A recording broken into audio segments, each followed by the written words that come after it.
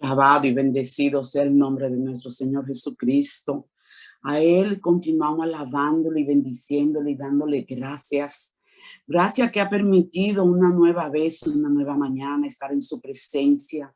Puesta de acuerdo, todas unidas, Señor, en alabarte, en bendecirte, en glorificar, en reconocer que tú eres nuestro Dios y Señor, que no hay otro fuera de ti, que tú eres el que nos colma de favores y de bienes, que tú eres el que sacia de bien nuestras almas, tú eres el Cristo de la gloria. A ti te alabamos, te bendecimos y te glorificamos y te damos gracias. Gracias, mi Dios amado, por tu misericordia nueva en el día de hoy.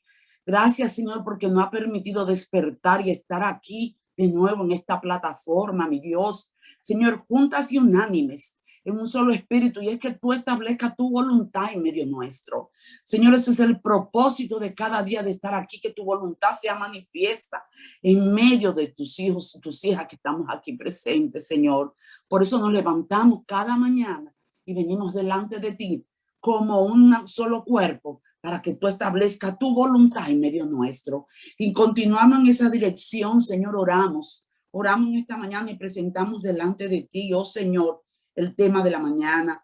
Señor, en esta mañana presentamos al doctor Arturo Reine, Señor, que tu palabra, Señor, que tú le has puesto en su boca, Señor, sea evidente en medio nuestro en esta mañana. Ese tema que es una sola palabra, mi Dios, que tú, oh Señor, tome control de nuestra mente, que tú tome control de todo nuestro entendimiento, oh Señor, y que podamos ahora, no importa dónde estemos físicamente, podamos conectar en el espíritu, en nuestra mente, en nuestra concentración en lo que Él va a traer en la mañana. Señor, que tú le des de nuevo, Señor, al doctor Arturo Reines, Señor, para que traiga, Señor, esa palabra, Señor. Que Él, oh Señor, tú le des de nuevo, Señor, para traer, oh Señor, lo que ya tú has establecido de antemano en su boca, Señor. Gracias te damos, Señor. Gracias, mi Dios, por todo lo que tú estás haciendo y seguirás haciendo en medio nuestro. Gracias, Señor. Gracias, mi Dios. Y en tu mano estamos, Señor. En el nombre de Jesús oramos. Amén y amén. Amén. Gloria a Dios.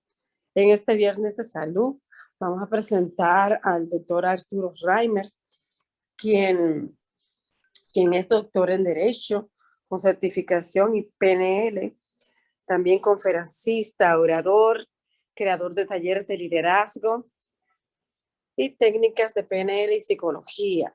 Ya lo conocemos, ha estado con anticipación con nosotros.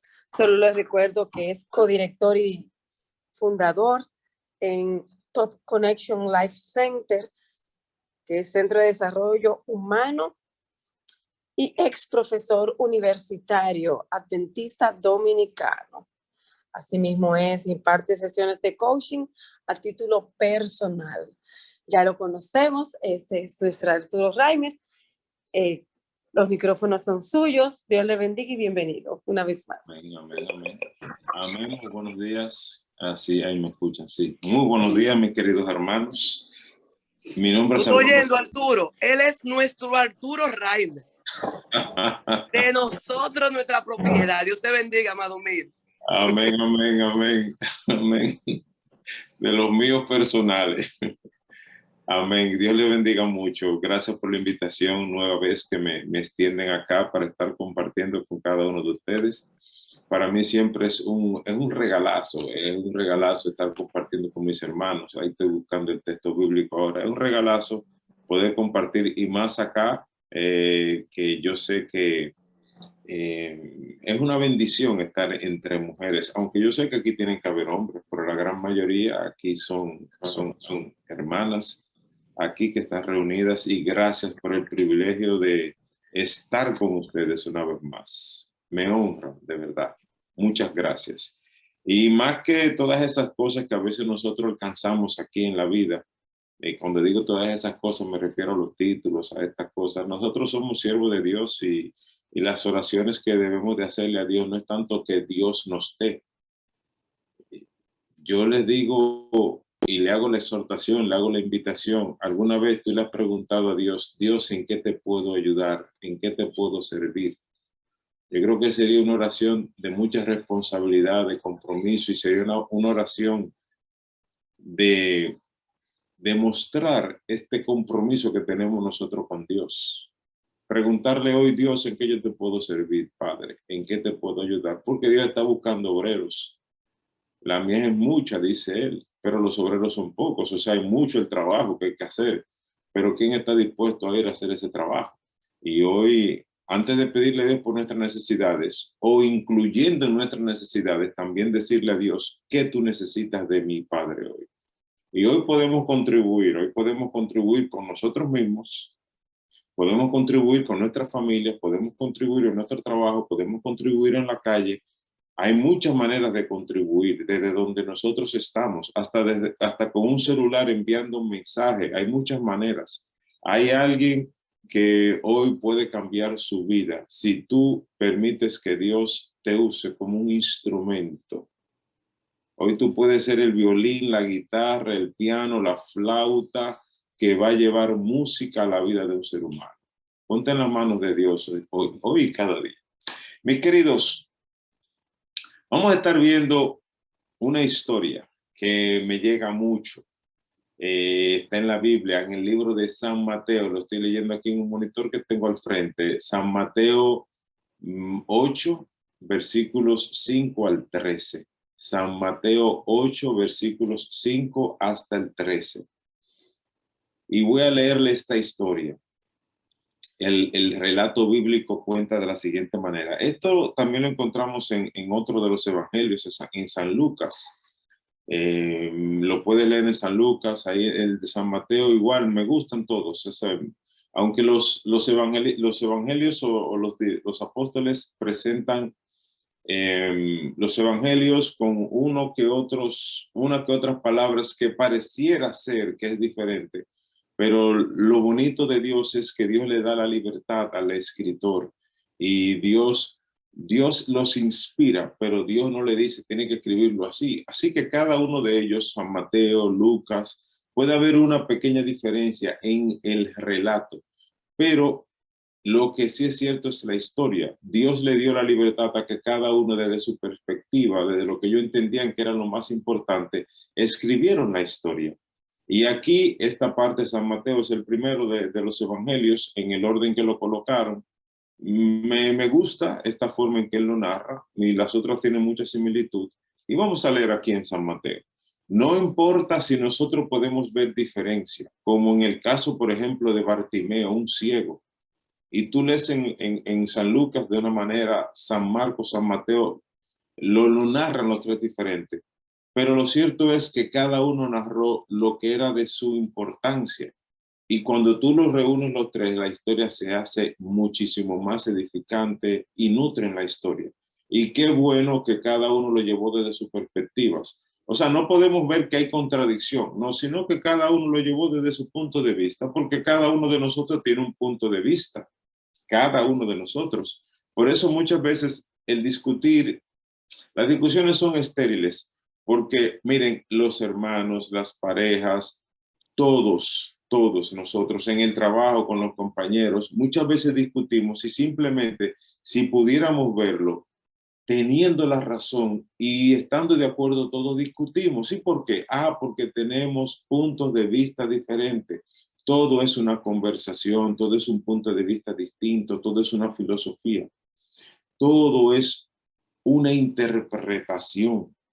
Así que cuando ellos hablan de Bartimeo, por ejemplo, en este caso, uno de ellos habla de Bartimeo porque fue el que conoció. A Bartimeo lo conocieron en la iglesia y San Mateo narra y habla de Bartimeo, el ciego, porque Bartimeo se quedó con ellos. Lucas conoció un poquito más la historia.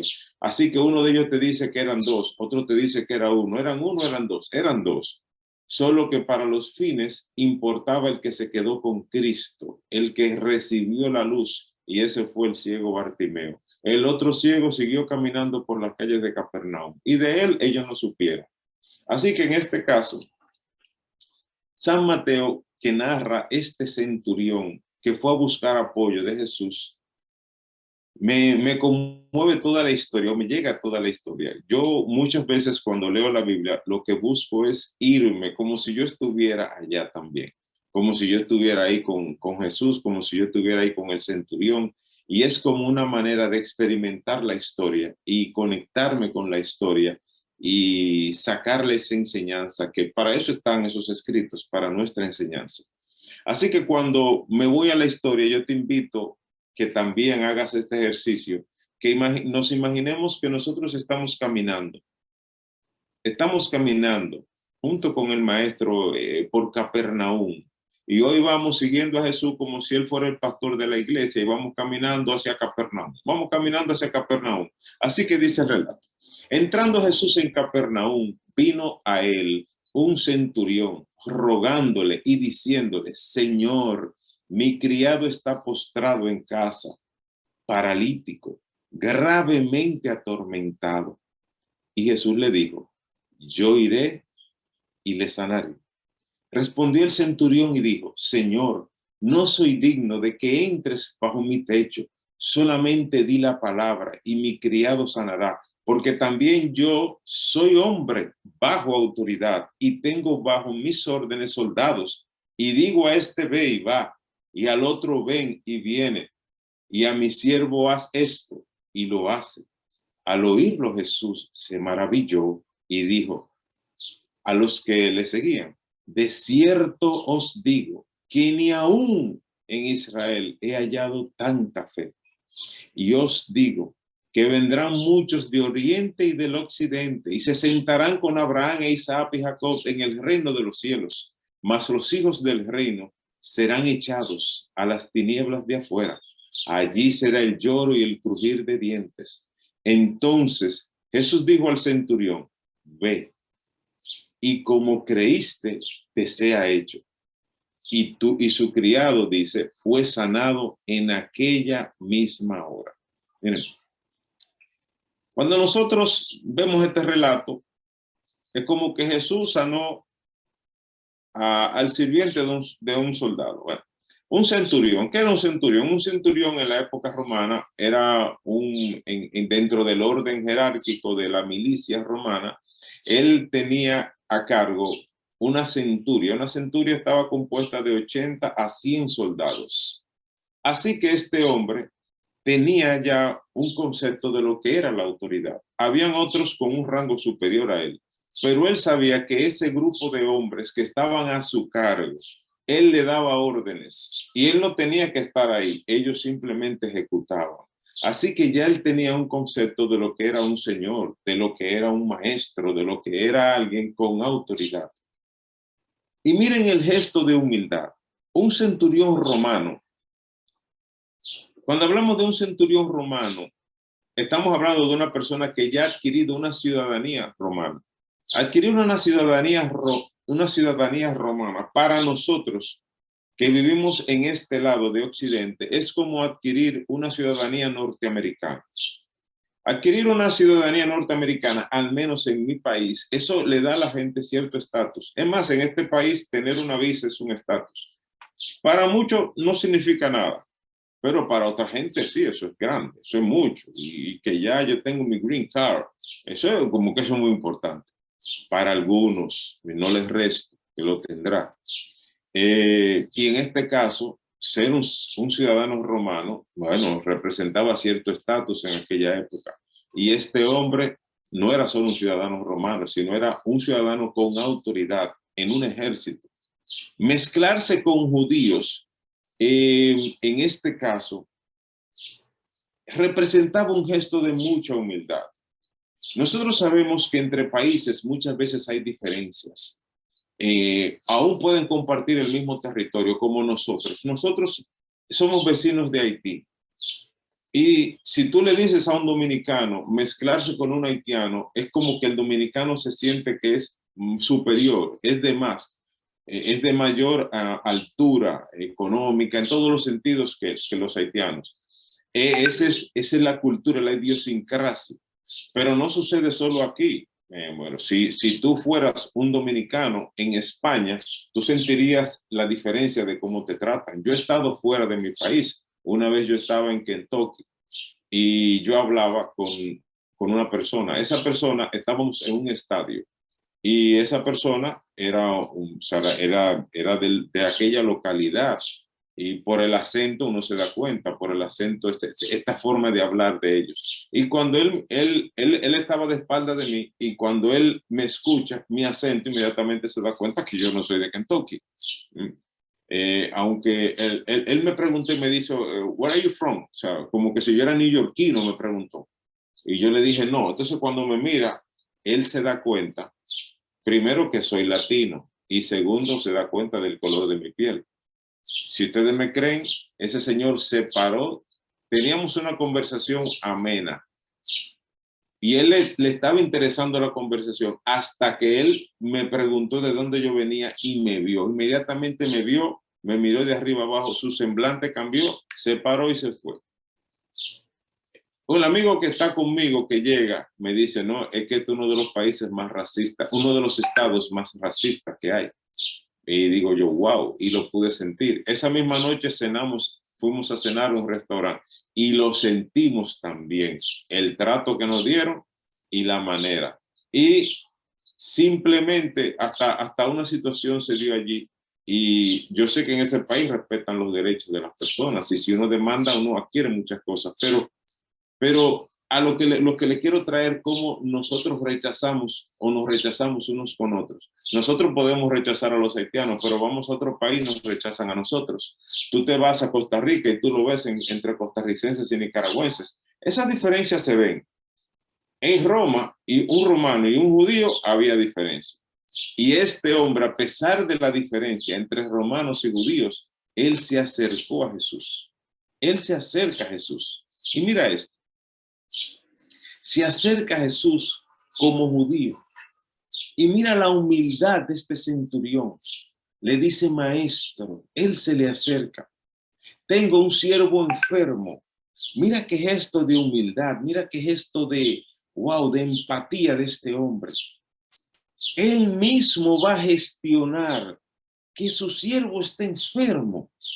Él mismo va a buscar la sanidad. Mire el amor que ese hombre sentía por sus colaboradores, por la gente que estaba a su orden, a su mando.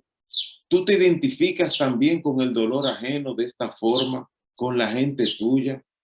Cuando una gente tuya está enfermo, tú haces lo que tienes que hacer, tú te mueves, tú compras una medicina, tú buscas apoyo.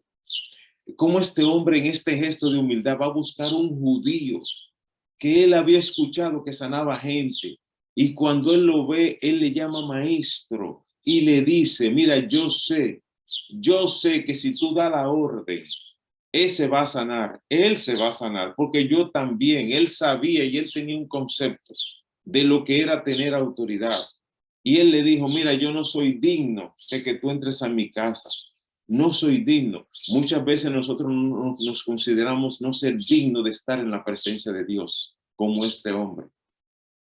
Pero la fe de este hombre era tan grande que él le dijo, yo solo sé, te voy a repetir aquí lo que dice el texto. Porque yo también soy hombre bajo autoridad. Yo también soy hombre bajo autoridad. Y le dijo, tú solamente di.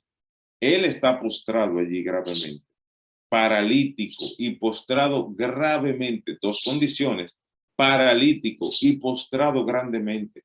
Y yo sé que tú eres un hombre que solamente con tú decir, como dice el texto aquí, Señor, mi criado está postrado en casa, paralítico, gravemente atormentado. Y Jesús le dijo, yo iré y le sanaré. Mira la disposición de Jesús. Yo iré y le sanaré. Y le sanaré. Y el centurión respondió y dijo, Señor, no soy digno de que entres bajo mi techo. Solamente di la palabra y mi criado sanará. Aquí qué está la esencia de esta historia. Su siervo estaba paralítico, gravemente enfermo. Si lo llevamos esto al plano espiritual, no estamos hablando solamente literalmente. Puede ser que hoy literalmente yo esté hablando para una persona que está enferma, gravemente enfermo. Eso es una posibilidad, que alguien que esté enfermo me esté escuchando. Y Jesús solamente tiene que decir la palabra. y tú sanarás. Pero aquí también hay gente que están, no de forma literal, sino de forma simbólica, emocionalmente hablando, espiritualmente hablando, paralíticos y gravemente enfermos. ¿Qué es un paralítico? Un paralítico es una persona que no se puede mover. Su cabeza funciona bien, piensa bien, analiza bien. En su mente tiene sueños, en su mente tiene planes. Hay planes, hay sueños, hay cosas que quiere hacer, pero su cuerpo no le acompaña. Su cuerpo no se mueve. En su mente desarrolla muchos sueños, pero su cuerpo no le sigue el juego. De aquí para abajo no se mueve. Quizás haya gente aquí que tiene muchos sueños, que tiene muchos planes, pero de alguna manera no sucede nada en tu vida. Quizás aquí hay mucha gente que su economía está paralizada. Quieren hacer muchas cosas. Yo no sé qué cosa en tu vida está paralizada. Puede ser que tu relación de pareja esté paralizada. Puede ser que ya en tu trabajo no haya un ascenso para ti, tú te sientas que estás estancado, que ya tu progreso no avanza en tu empresa. Estás paralítico laboralmente hablando, estás paralítico financieramente hablando. Tu relación con tu pareja no avanza, han caído en una monotonía en tu relación de pareja. Quizás en tu vida espiritual ya tú no ves avances. Quizás tú dices, yo no puedo, Señor, con este carácter mío. Hay una parálisis espiritual y tú no creces como cristiano. Yo no sé qué cosa en tu vida está hoy gravemente enfermo. La invitación que yo te hago hoy es, Señor, di la palabra. ¿Qué palabra es la que Jesús tiene que decir hoy? Para que tu vida hoy comience a tener un giro totalmente diferente. ¿Cuál es la palabra que Jesús tiene que decir hoy para que tus finanzas exploten y llegue la abundancia, llegue la prosperidad a tu vida? ¿Cuál es la palabra que Jesús tiene que decir para que tu matrimonio resucite? ¿Cuál es la palabra que Jesús tiene que decir para que ese carácter tuyo sea transformado? En esta mañana, tú le puedes decir a Jesús, Señor, tú no tienes que venir a mi casa, solamente di la palabra. Allí donde tú estás, tú puedes decirle, Señor, solamente di la palabra. No tienes que bajar de donde estás, no tienes que llegar a mí, solamente tú tienes que decir la palabra. Señor, di la palabra. ¿Cuál es esa palabra? ¿Cuál es esa palabra que cuando Jesús la diga va a hacer la diferencia en tu vida? En este momento.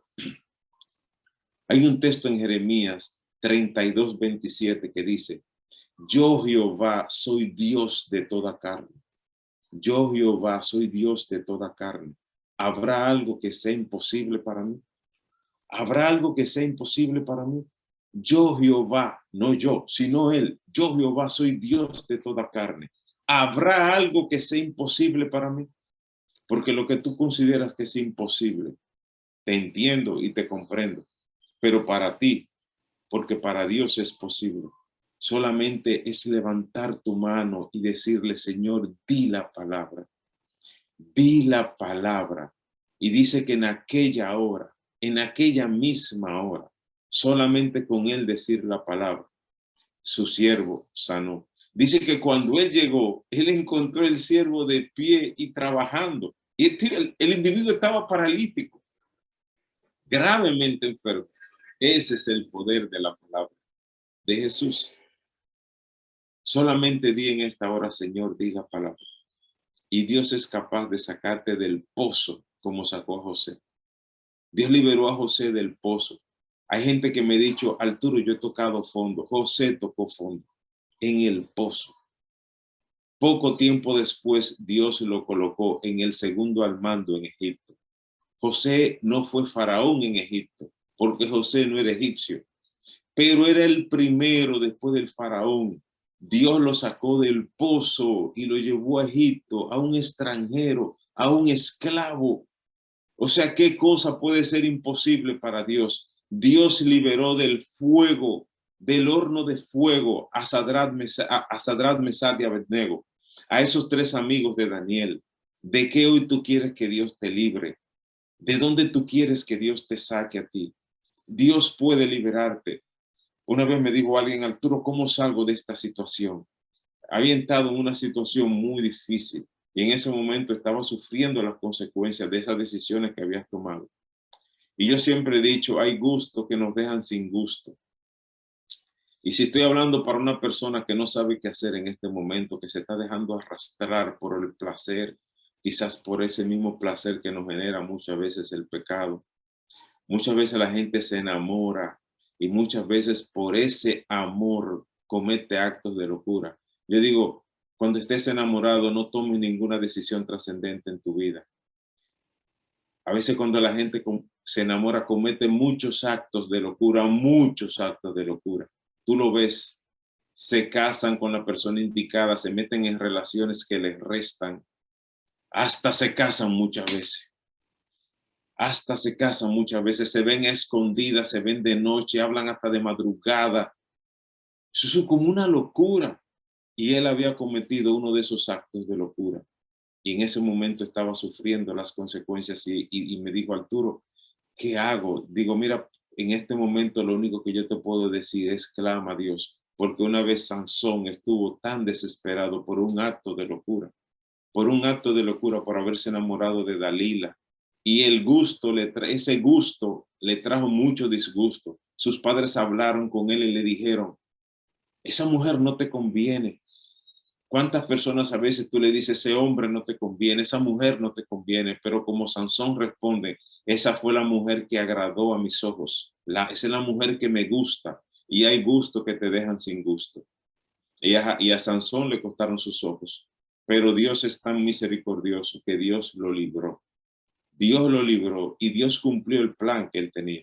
No era el propósito de Dios que Sansón muriera como murió, pero Dios en su agonía, él clamó y Dios lo perdonó y lo liberó. Y yo no sé si en esta hora tú estás en una situación en que tú quieres liberación. Dile, Señor, di la palabra. Y esa liberación de esa culpa, de ese sentimiento que te quita tu paz, va a venir. Ese es Dios.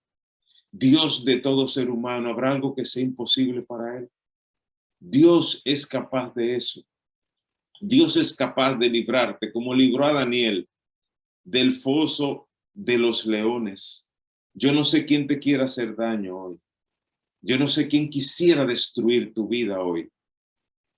En esta mañana yo solamente te digo, Señor, clama a Dios y di, Señor, di la palabra.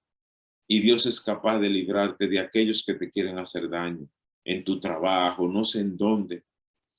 Cree en ese Dios que es el Dios de lo imposible, ese Dios que solamente hoy tú tienes que decir la palabra. Decirle, Dios, di la palabra. Y es la fe lo que va a marcar la diferencia. Es la fe. Y tú sabes que allá afuera muchas veces hay gente que tiene más fe que tú y que yo. Y voy a decir algo en este momento que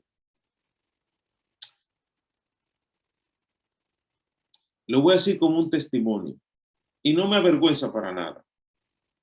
Pero hace pocas semanas, estoy hablando quizás en noviembre, yo estaba pasando por un momento muy difícil y era una semana muy intensa para mí.